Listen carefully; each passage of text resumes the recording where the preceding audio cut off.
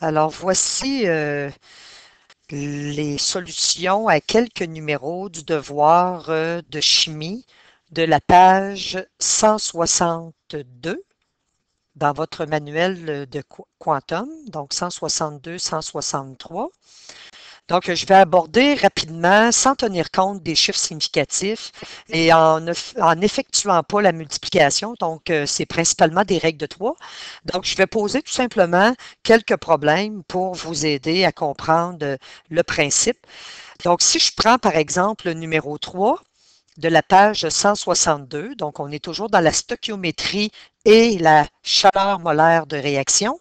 Alors, on nous dit que quelle quantité, on nous demande quelle quantité d'énergie est nécessaire pour faire fondre 1 kg de glace. Alors, l'équation, le principe, c'est de trouver l'équation et par la suite de poser notre règle de 3 sous l'équation. C'est de la stoichiométrie tout simplement. Alors, on parle de la glace, donc c'est l'eau à l'état solide. Donc, l'eau à l'état solide va devoir absorber de l'énergie. Je vais laisser un espace pour qu'elle puisse fondre. Donc, c'est la fusion de la glace. On va retrouver H2O liquide du côté des produits. Alors, on nous dit dans le problème que la fusion de la glace possède une variation d'enthalpie. Ça veut dire que pour que la glace puisse fondre, nous avons besoin d'un delta H qui est égal à 6,01 kJ. Il est pour une mole et effectivement, j'ai une mole d'eau solide et une mole d'eau liquide. Alors, pour faire de la stoichiométrie, c'est très simple. Nous avons toujours une valeur connue qui est le 1 kg de glace. Donc, c'est l'état solide que je vais considérer ici. J'ai 1 kg, mais comme le tableau périodique vous donne la masse en grammes, nous allons multiplier par 1000 pour transformer le 1 kg en grammes. On veut connaître la quantité d'énergie que nous aurons besoin pour faire fondre 1000 grammes de glace. Alors, notre deuxième valeur à aller chercher dans l'équation, donc nos ingrédients, on les appelait comme ça, mais ce n'est pas nécessairement un ingrédient, l'énergie, c'est l'énergie. Donc, on veut savoir avec 1000 grammes de glace, je vais avoir besoin de combien d'énergie pour faire fondre ça. Alors, la deuxième ligne de ma règle de 3, je vais aller la chercher du côté de mon équation. Alors, qu'est-ce que j'ai comme unité? Des grammes. Je vais donc aller chercher la masse totale ici de la molécule d'eau. Donc, 2 fois la masse de l'hydrogène qui est 1 gramme. Pour faciliter les calculs, on va arrondir nos masses à l'unité. Et une fois la masse de l'oxygène qui est 16 grammes. J'ai donc 18 grammes. Le 18 grammes d'eau solide pour fondre a besoin de 6,01 kJ d'énergie. Donc, c'est cette ligne-là que je vais chercher dans mon équation. Là, je vais éviter de faire la multiplication, mais on sait que c'est 1000 grammes fois le 6,01 kJ divisé par le 18 grammes, ce qui va nous donner en énergie absorbée une valeur qui est égale à 337,78. Un instant, on va l'écrire mieux que ça. Là. Donc, 337,78 kJ. Et ça, c'est de l'énergie absorbée par la glace pour être capable de faire fondre le 1000 grammes ou le 1 kg de glace. Passons maintenant au numéro 4. Le numéro 4, on vous donne une mise en situation. On vous dit quelle quantité d'énergie est nécessaire à la condensation liquide de la vapeur d'eau. Donc, la condensation liquide de la vapeur d'eau, ça veut dire que j'ai l'eau, ça c'est le numéro 4, sous forme gazeuse. Nous voulons la condensation, ça veut dire l'eau du côté des produits qui sera liquide, tout simplement. On a vu dans les phénomènes physiques, lorsqu'on passe d'un état liquide à gazeux, c'est endothermique, et de l'état gazeux à l'état liquide, c'est exothermique. Alors, on nous donne comme mise en situation, la suite de la mise en situation, on vous dit que, bon, quelle est la quantité d'énergie qui est nécessaire à la condensation liquide de 300 grammes de vapeur d'eau. Donc, la vapeur d'eau, elle est ici. Nous avons le 300 grammes, mais il nous manque l'énergie. L'énergie, ils vont nous la donner dans l'autre partie de la question. On va aller la représenter ici. On vous dit que la vaporisation de l'eau, ça veut dire l'eau sous forme liquide qui va devenir de l'eau sous forme gazeuse. Donc, l'inverse de l'équation que nous avons ici. Alors, on nous dit que pour la vaporisation de l'eau, nous avons une variation d'enthalpie qui est de 40,66. Alors, pour faire évaporer l'eau, nous avons besoin que l'eau, du côté des réactifs, l'eau liquide, absorbe de l'énergie et cette énergie-là sera de 40,66 kJ. Ça, c'est pour une mole, donc j'ai vraiment une mole. Alors, à l'inverse, si je prends cette équation-là, mais dans l'autre sens, eh bien, j'obtiens celle-ci. Donc, l'énergie, je vais juste effacer ma petite flèche ici. Donc, l'énergie va tout simplement être du côté des produits. Donc, c'est une façon tout simplement de nous dire que l'inverse de l'évaporation, c'est la condensation liquide. Donc, il faut juste placer notre énergie du côté des produits, tout simplement. Ça dérange absolument rien au niveau du calcul. Vous allez voir qu'il est à peu près le même, sauf qu'ici, dans cette équation-là, l'énergie, pas l'énergie, mais le 300 grammes d'eau gazeuse aurait été du côté des produits, mais on n'aurait pas eu vraiment la réaction de condensation liquide, mais bien celle de l'évaporation. Alors, je reviens ici. Donc, la deuxième partie de la question me permet de positionner mon énergie du côté des produits, tout simplement. Alors, les deux substances ou les deux ingrédients pour lesquels on doit tenir compte, c'est l'énergie avec la masse de l'eau gazeuse, à l'état gazeux. Alors, dans l'équation, je vais aller chercher, c'est ce qu'on appelle faire de la stoichiométrie, l'information pour ma deuxième ligne de règle de 3. Alors ici, je sais que pour une mole, donc j'ai juste une fois la molécule d'eau, j'ai une masse de 18 grammes qui a été calculée tantôt. J'ai des grammes, alors je mets des grammes. Ici, qu'est-ce que j'ai? Bien, pour 18 grammes d'eau gazeuse, on a besoin d'avoir une libération de 40,66 kJ en énergie.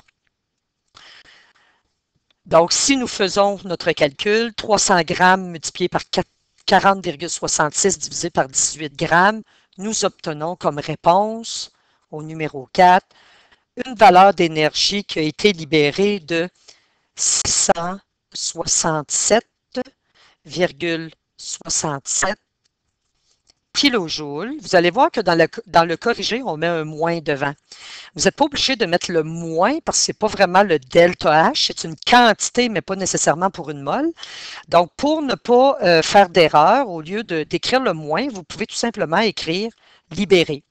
Donc, c'est de l'énergie qui est libérée. Ce qui est libéré est négatif. Si vous ne mettez pas le mot libéré, bien, mettez votre moins. Ça va vouloir dire que l'énergie a été libérée. Le numéro 5, vous avez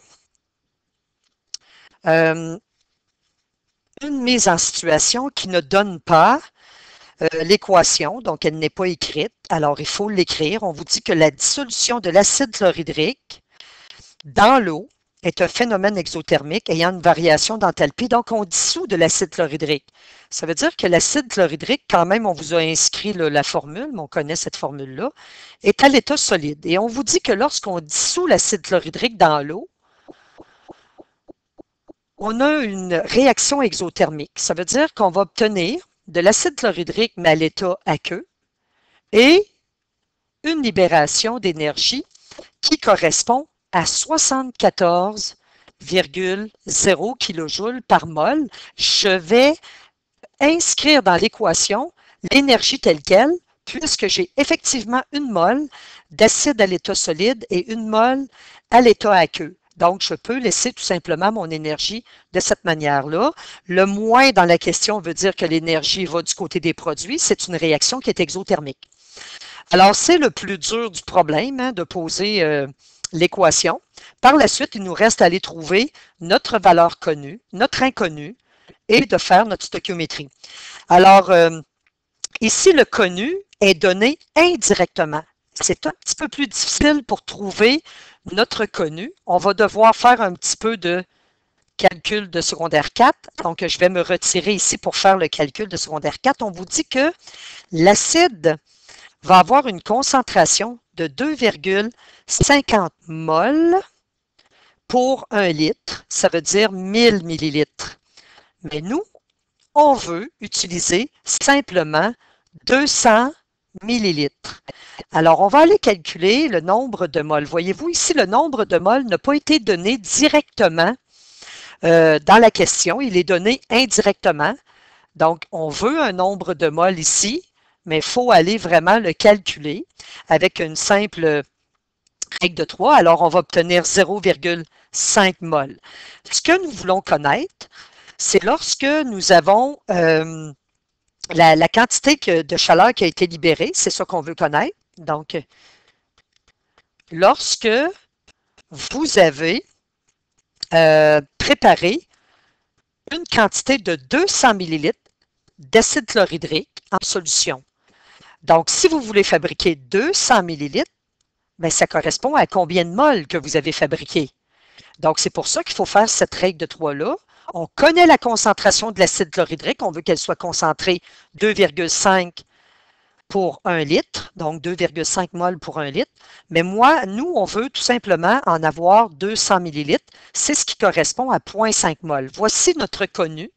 On va aller le placer ici, 0,5 mol.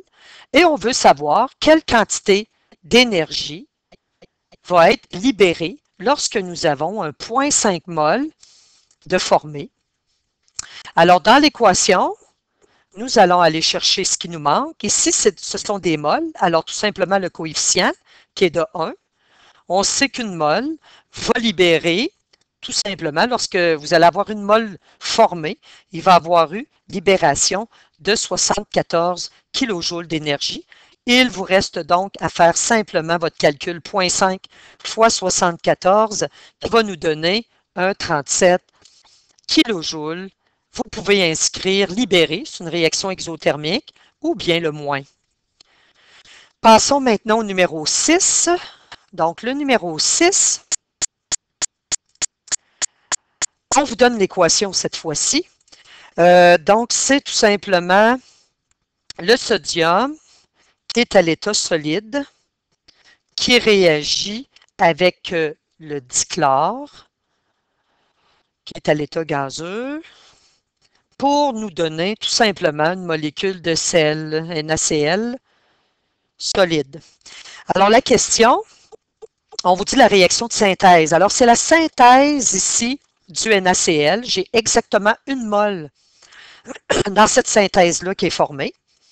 On vous dit que la synthèse de notre sel possède une variation d'enthalpie de moins 411. Moins veut dire que nous avons une réaction exothermique. L'énergie va donc du côté des produits. Alors, nous avons 411 kJ par mol, c'est bien spécifié.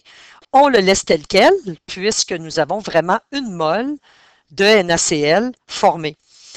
Alors, dans la question, on va aller chercher notre valeur connue et notre inconnue. Alors, notre valeur inconnue, nous voulons connaître la masse du sodium que nous aurons besoin pour que la réaction dégage 2000 kJ. Donc, c'est l'énergie qui est notre connue, 2000 kJ. Donc, quelle est la masse que nous allons utiliser de sodium pour avoir 2000 kJ d'énergie libérée? Alors, la deuxième ligne de la règle de 3, on va aller la chercher dans l'équation. C'est ça qu'on appelle faire de la stoichiométrie. Alors, nous avons des grammes. Prenons la masse totale du sodium ici. C'est une fois la masse du sodium qui est 23 grammes. Et ici, allons chercher l'énergie qui est libéré lorsque nous avons 23 grammes de sodium qui vont réagir. Il nous reste tout simplement à faire notre calcul 23 grammes fois 2000 kJ divisé par 411 kJ. Et au numéro 6, nous aurons tout simplement une libération de 111,92 kJ. Encore là, vous pouvez mettre le moins ou tout simplement écrire libéré. Donc, c'est une réaction qui est exothermique. Passons maintenant au numéro 8. Le numéro 8, donc ce que je prends finalement, c'est des problèmes types. Puis comme vous pouvez voir, si vous comparez les solutions que vous avez dans votre corrigé, vous pouvez voir que mes solutions sont beaucoup plus simples. Donc au numéro 8, vous avez ici une équation qui est donnée. Donc c'est l'acide chlorhydrique qui réagit avec la base, le NaOH. Nous savons déjà qu'une réaction de neutralisation, il y a toujours la formation d'un sel et de l'eau du côté des produits. Et de plus, ça libère de l'énergie. On le sait, c'est une réaction exothermique. Alors, on vous dit quelle est la variation d'enthalpie de cette réaction si 3,21 g de chlorure de sodium sont produits en dégageant 3,19 kJ. On associe déjà donc la valeur, les valeurs dont on parle du chlorure de sodium. Donc, le connu, il est ici. Le chlorure de sodium. Donc, on nous dit, si j'en ai 3,21 g, j'aurai à ce moment-là, je vais le réécrire, donc 3,21 g, j'aurai à ce moment-là 3,19 kJ d'énergie libérée. Ici, on vous donne déjà la quantité d'énergie pour cette petite valeur-là de grammes qui va être libérée. On ne connaît pas l'énergie, autrement dit l'énergie normalement qu'on retrouverait dans l'équation. Et c'est ça qu'on veut trouver. Donc, on veut trouver la variation d'enthalpie de cette réaction-là. Donc, c'est un petit peu comme les mêmes problèmes qu'on faisait tantôt, mais au lieu d'aller chercher notre énergie dans l'équation, on va aller plutôt la trouver, ils ne nous l'ont pas donné. Ils nous ont donné plutôt les petites quantités d'énergie qui, donc le connu qu'on avait, l'inconnu, mais maintenant ça devient deux connus. Et maintenant, ce qui devient inconnu, c'est notre énergie que nous plaçons dans l'équation. Donc, la deuxième ligne de règle de 3, on va la chercher dans l'équation, mais comme on n'a pas l'énergie ici, elle devient notre inconnu, tout simplement. Et ici, on va aller chercher la masse totale, parce que c'est ça qu'on veut trouver, la variation d'énergie pour l'équation. Vous avez 23 grammes pour le sodium. On prend les grammes parce qu'ici, nous avons les grammes. Donc, 23 grammes pour le sodium, plus 35,5. On n'oublie pas nos deux éléments pour lesquels on arrondit au dixième, donc le chlore et le cuivre, ce qui nous donne une masse de 58, donc une masse molaire moléculaire de 58,5 grammes. Lorsque vous allez effectuer votre calcul, vous arriverez à 58,14 kJ. Ici, comme ça correspond vraiment à un delta H, une chaleur molaire, je mets tout de suite le moins. Mais encore là, vous pourriez dire 58,14 kJ par mol de libéré. Donc, passons maintenant au numéro 10. Le numéro 10, vous allez retrouver encore une fois l'équation qui est donnée. Donc, l'équation qui est donnée au numéro 10 qui représente nos 6 moles de dioxyde de carbone qui réagissent avec 6 moles d'eau. Je vais laisser tomber les états pour ne pas alourdir le problème. Nous avons une réaction endothermique. L'énergie, elle est placée du côté des réactifs. Nous avons 2803 kJ. Pour former les produits, donc le sucre tout simplement, avec un dégagement d'oxygène. C'est une équation qui est équilibrée. Et voilà.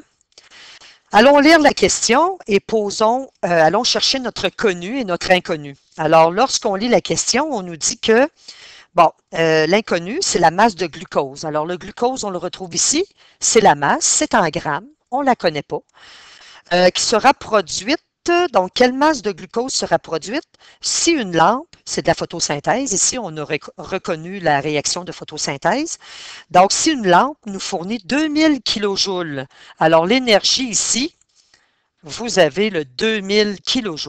Si la lampe fournit ça en énergie, alors quelle sera la quantité de glucose qu'on va être capable de produire? La deuxième ligne de la règle de 3, elle est dans l'équation. On nous dit que si nous avions 2803 kJ, on aurait tout simplement, ici, il faut trouver la masse du sucre ici, de notre glucose, donc qui est 6 fois la masse du carbone, plus 12 fois la masse de l'hydrogène, plus 6 fois la masse de l'oxygène, qui est 16 grammes.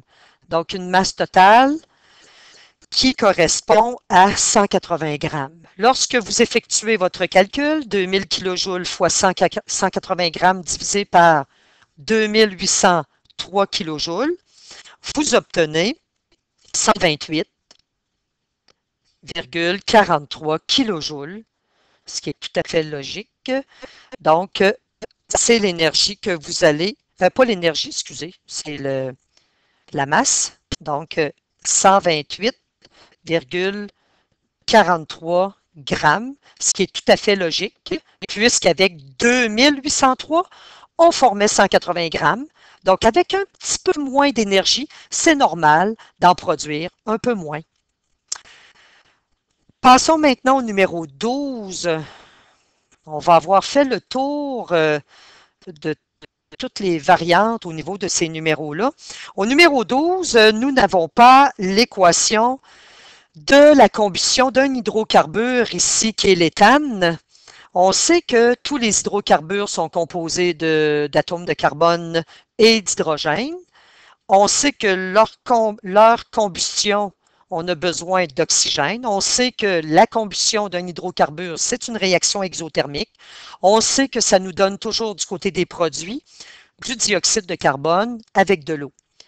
Avant, on va aller équilibrer notre équation. Donc, j'ai 2 atomes de carbone du côté des réactifs. Ici, je vais ajouter un 2 du côté des produits. Pour l'hydrogène, j'en ai 6. Ici, j'en ai 2. On va ajouter notre coefficient de 3. Maintenant, du côté des produits, j'ai 2 fois 4, donc 2 fois 2, 4 atomes d'oxygène, plus 3 fois 1. Donc, 4 plus 3, j'ai donc 7 atomes d'oxygène. Je vais multiplier par 7 demi pour avoir tout simplement mes 7 atomes d'oxygène. On peut la laisser comme ça, comme vous pouvez aussi la multiplier par 2, donc tous les termes par 2, ça va revenir au même. Ce qu'on nous donne comme information dans la question, on vous dit au numéro 12 que la variation d'enthalpie de combustion de l'éthane est il y a un chiffre négatif, donc de moins 1,56. Ça veut dire que vous avez l'énergie du côté des produits qui est égale à 1,56 kJ par mol de quel ingrédient? Donc, c'est tout simplement ici la combustion de notre hydrocarbure et j'en ai une mol. Alors, c'est pour ça que je peux laisser le 1,56 kJ. Si j'avais équilibré en enlevant ici la fraction, donc en multipliant tous mes termes par 2, alors j'aurais eu 2, 7, 4, 6. Il y aurait, donc à ce moment-là, il aurait fallu que je double ma quantité d'énergie ici pour respecter le fait que l'énergie qui a été donnée, c'était libérée donc c'était de l'énergie libérée pour 1 mol d'éthane. Donc là, maintenant, j'aurais eu un 2 mol devant. Aurait fallu que je multiplie par 2 mon énergie avant de l'intégrer dans l'équation.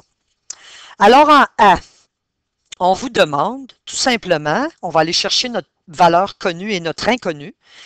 On nous demande de calculer la quantité d'énergie. Donc, on va aller spotter ici l'énergie pour 5 mols d'éthane. Donc, lorsque j'ai 5 mols d'éthane, ça c'est mon connu, quelle sera la quantité d'énergie qui sera libérée? Alors, la deuxième ligne de la règle de 3, je vais donc aller la chercher. dans mon équation. Alors ici, j'ai deux fois, bon, c'est des moles, c'est le coefficient. Donc, pour une mole, j'ai tout simplement une valeur en énergie qui est libérée de 1,56 kJ. Si on effectue le calcul, alors au numéro 12, c'est tout à fait normal d'avoir 7,8 kJ libérés.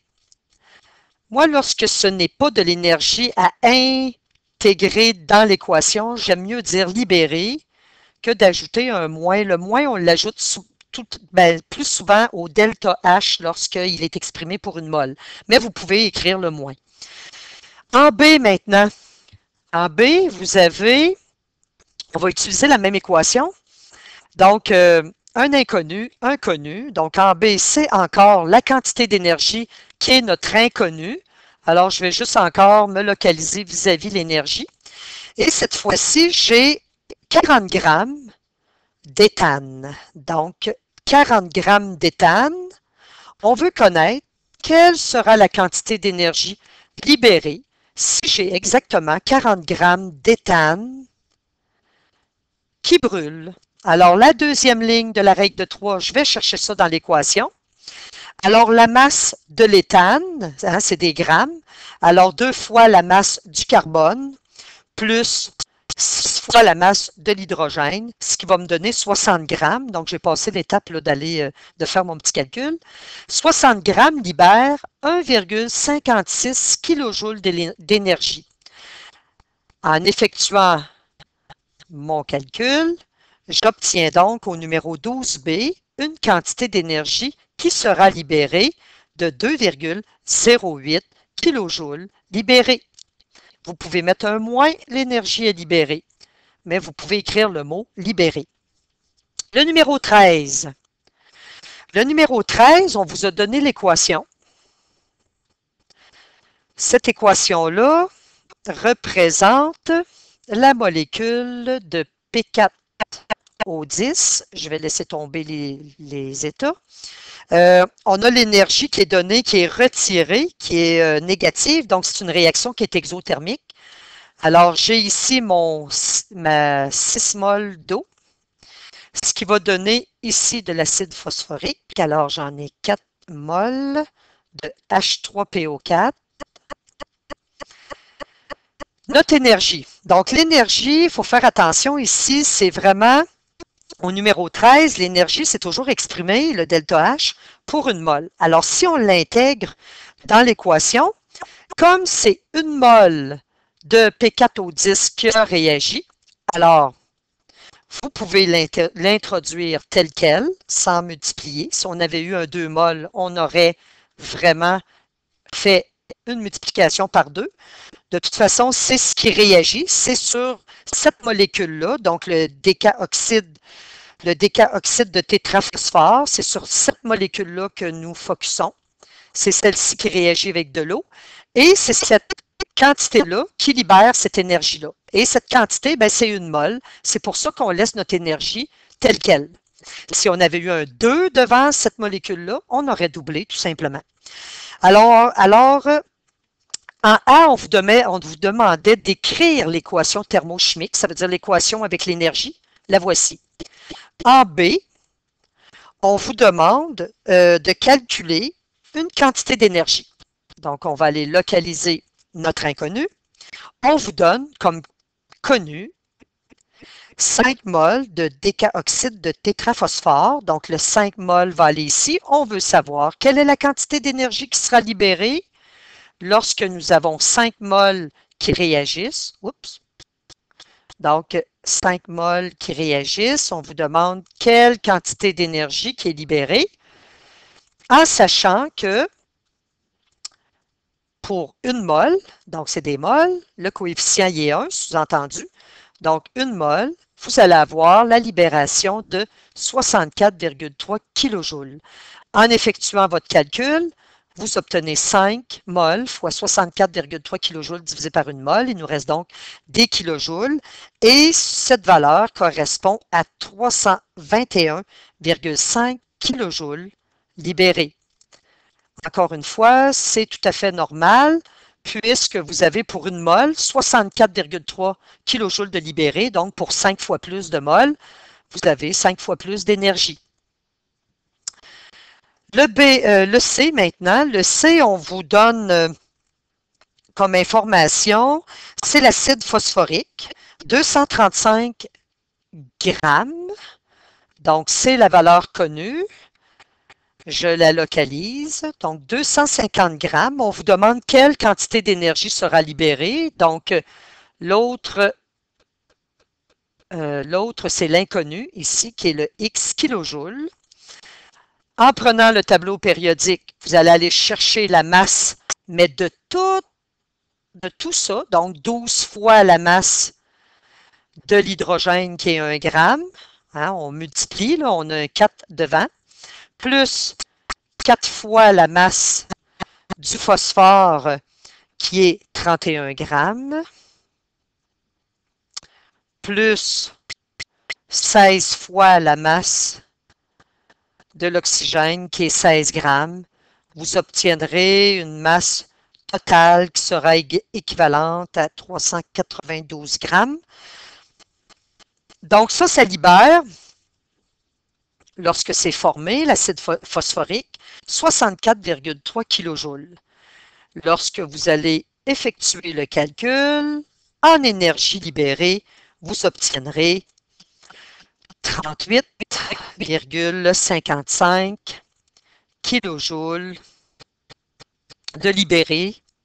On n'arrive pas exactement aux mêmes réponses que dans le corrigé. Eux n'arrondissent pas les masses atomiques, les masses molaires atomiques. Passons maintenant à l'avant-dernier numéro, le numéro 16. Donc, le numéro 16, c'est un numéro pour lequel vous avez l'équation. On vous a donné l'énergie à l'extérieur de l'équation. C'est de l'aluminium, tout simplement, qui réagit avec le chlore. Donc, lisez le contexte, c'est ce qu'on va vous dire. C'est l'aluminium. On focus à ce moment-là sur l'aluminium. Ça nous donne le trichlorure d'aluminium. Ça libère 704 kJ d'énergie. On peut l'intégrer dans l'équation. Ça va nous permettre de faire notre stoichiométrie. C'est par mol. Puis effectivement, pour l'aluminium, j'ai une mole qui a réagi. Alors, on nous demande quelle est la variation d'enthalpie, donc l'énergie. Quelle est l'énergie? Si nous avons 25 grammes d'aluminium qui réagit. Donc, 25 grammes d'aluminium va libérer quelle quantité en kilojoules d'énergie, sachant que la deuxième ligne de la règle de 3, on va la chercher dans l'équation. C'est des grammes. Donc, dans le tableau périodique, on va aller chercher la masse pour l'aluminium, 27 grammes. Et dans l'équation, on va chercher notre énergie qui est libérée lorsque nous avons 27 grammes qui réagit. Alors, ce qui va nous donner un 651,85 kJ qui sera libéré lors de la réaction. On peut écrire encore là un moins ou le mot libéré. Le dernier numéro, donc ça revient toujours au même, la stoichiométrie associée avec le delta H. Je vais faire le numéro 17. C'est un numéro pour lequel on ne vous a pas donné l'équation. C'est encore un hydrocarbure qui brûle, c'est le méthane. Alors, on devra équilibrer l'équation. On sait qu'un hydrocarbure qui brûle, c'est une réaction exothermique qui libère toujours du CO2 avec de l'eau. On vous dit dans l'énoncé de la question que nous avons, juste avant, on va l'équilibrer, nous avons un atome de carbone du côté des réactifs, un du côté des produits, 4 atomes pour l'hydrogène, on va ajouter donc un 2 ici. Pour l'oxygène, du côté des produits, j'en ai 2 plus 2, donc 4, je vais ajouter un 2 devant. Alors, l'énergie qui est donnée dans l'énoncé de la question, c'est de l'énergie libérée lorsque nous avons une mole de méthane qui brûle. Effectivement, j'en ai une mole, alors je laisse l'énergie comme ça. Si dans mon équation, j'avais eu un 3, par exemple, je l'aurais multiplié par 3. Alors, on nous demande l'énergie. Lorsque nous avons 100 grammes de méthane, donc le méthane est ici, Lorsque j'ai 100 grammes de méthane qui brûle, quelle quantité d'énergie sera libérée? En sachant que, bon, la stoichiométrie, c'est tout simplement d'aller chercher les informations dans l'équation. Lorsque j'ai 802 kJ de libéré, ça veut dire que j'ai au total, c'est la masse que je dois calculer, 12 grammes plus 4 fois la masse de l'hydrogène, ce qui nous donne 16 grammes. Après avoir effectué le calcul, vous obtenez ici une valeur qui est assez grande, la combustion du méthane. C'est une combustion qui libère beaucoup d'énergie, donc 5012,5 kJ d'énergie libérée, ou bien vous pouvez mettre aussi le moins. Donc, je n'ai pas fait tous les problèmes, mais au moins, ça va vous donner une idée de comment les aborder.